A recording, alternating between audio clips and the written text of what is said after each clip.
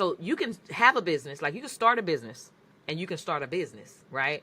And the reason why I say that way is, okay, just because you have a business license doesn't mean you're in business. Like I used to think that, oh, I got a business license, got my EIN, I have a business, but I was a broke business owner.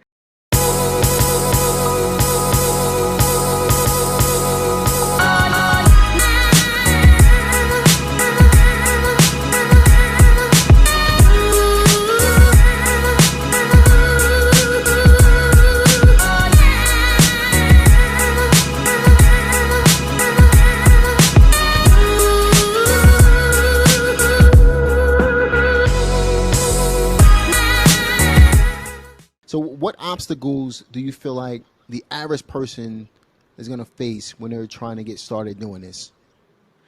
I would say just overwhelmed. So a lot of times when people are already aware that this exists, they're Googling information and it's so many people saying so many different things. And it's like all this information. Then you have community centers that's teaching you all this information, but no real step-by-step strategy. And so one of the things you will face is just being overwhelmed with information, not really understanding what to do with the information to get the results. And that could be, and that definitely can be like discouraging, especially because, so you can have a business, like you can start a business and you can start a business, right? And the reason why I say that way is, okay, just because you have a business license doesn't mean you're in business. Like I used to think that, oh, I got a business license, got my EIN, I have a business, but I was a broke business owner. I had no idea that there's a way to start a profitable business, and this is the business foundation is key, right? Foundation is everything. Even in the beginning, biblically, spiritual speaking, everything started with the beginning. Everything started with the foundation. And even like in books, once upon a time and a long, long time ago, that's the beginning, right? And the foundation is everything. You cannot build a house, and you're in real estate, so you cannot build a house on sinking sand. You cannot build a house without a solid foundation. You cannot build a house without a blueprint or any of those things, right? So foundation was everything.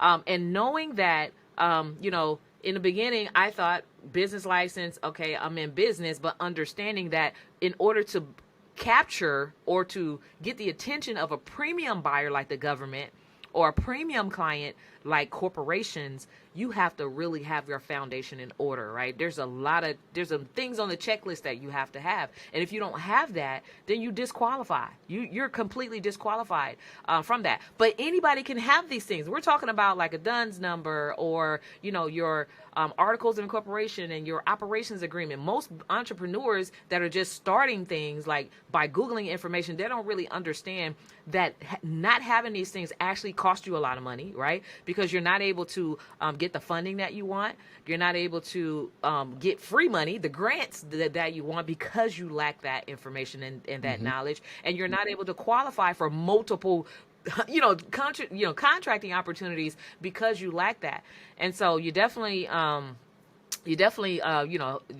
to have like some skill set. And it could be frustrating because when someone tells you, here's all the things that you need to have in order to qualify to go after these contracts, all that overwhelm, especially if you're unorganized, all that overwhelm, most people definitely who are not cut for this will throw in the towel, like it's too much, Yeah, and in reality, to me, it takes more effort to get up and go work for somebody else. You know what I mean? So if you just put forth the effort for yourself, I mean, you can build something special here. So, with that in mind, how long do you feel like it would take for somebody to get started doing something like this? I would say literally I would say you want to think of this as short, long term, like 6 to 12 months. I would say is an ideal timeline to think about getting results, 6 to 12 months. However, I also would say that my clients, because I have fleshed this out in a step-by-step system to help them get there faster, on average, my clients are landing them within their first, 3 to 6 months. And we've also had scenarios where clients are landing contracts like within the first 5 weeks. But it's it's literally because those are the ones they get it, right? They already have their business foundation set up. They understand investments. They understand opportunities. They know that it's going to take work. It's nothing going to fall in their lap. So those are the go-getters, right? But if you're not really that type of go-getter that's going to execute that fast, I would say 6 to 12 months will be ideal as long as you're doing the work, right? And a great thing about these contractors, they're not going anywhere. So it's actually a recession-proof business model. Here's how you can actually fail-proof your business. Like in 2019, when COVID hit, so many businesses went under, including like major hit on the restaurant industry, simply because they didn't have a fail-proof client, right? When that happens, the government actually start printing more money for solutions to COVID, right? And so a lot of businesses that were able to maximize and optimize on getting hand sanitizers and the PPE gear and to be a solution and have COVID, get COVID tests and all this stuff, they were able to make multiple millions of dollars simply because they were already in position. And even those who were in the restaurant industry were able to actually continue growing and thriving, and in fact, maybe triple or quadruple their business revenues during that period because they had a client like the government and because they were actually in contracts, right, during that time period, where anyone else who was just serving individual clients, all of their businesses suffered and went under.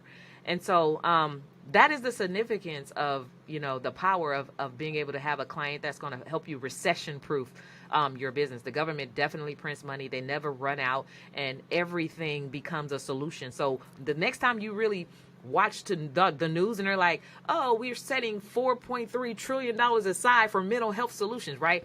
They're talking to you as a small business owner. So when I get excited when I see that on the news, I'm like, okay, so any business that has a solution to mental health, and it could be artists, like I have friends that like they have these coloring books that helps like you think about mental health in a different way and all this different thing. I'm like, you can get a piece of that pie because out of that $4.something trillion, they're obligated to spend 26% with small businesses. So that means you.